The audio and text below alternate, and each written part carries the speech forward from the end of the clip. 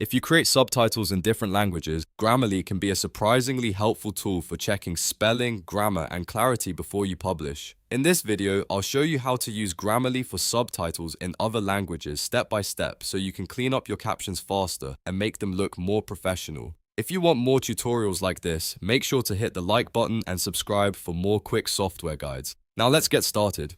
First, open your subtitle editor and go to the text box where your subtitles are written. This could be inside a video editor, a captioning tool, or any document where you keep your subtitle text. The key is to have the text visible and editable so Grammarly can analyze it properly. Once you're inside the subtitle field, click directly inside the text box. This activates the editor and lets Grammarly scan the content. After a moment, you should see the Grammarly widget appear, usually shown as the green or white G icon depending on your setup. If it does not appear right away, wait a few seconds because Grammarly sometimes takes a moment to load suggestions. Now look carefully at the underlines Grammarly adds to your text. Red underlines usually point to spelling or grammar issues, while blue underlines often suggest clarity improvements or style changes.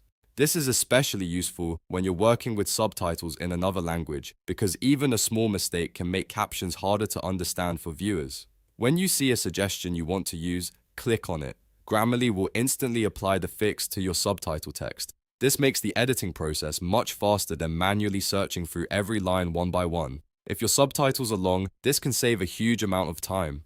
As you review the suggestions, keep in mind that subtitles are a little different from normal writing. You want them to be short, natural, and easy to read on screen. So while Grammarly can help catch errors, you should still make sure the subtitle sounds natural for the language you're using. In some cases, you may want to accept only the corrections that improve clarity without making the text too formal. If you are editing subtitles in multiple languages, it helps to go line by line and check each suggestion carefully. That way, you can make sure the meaning stays accurate while still improving the grammar and readability.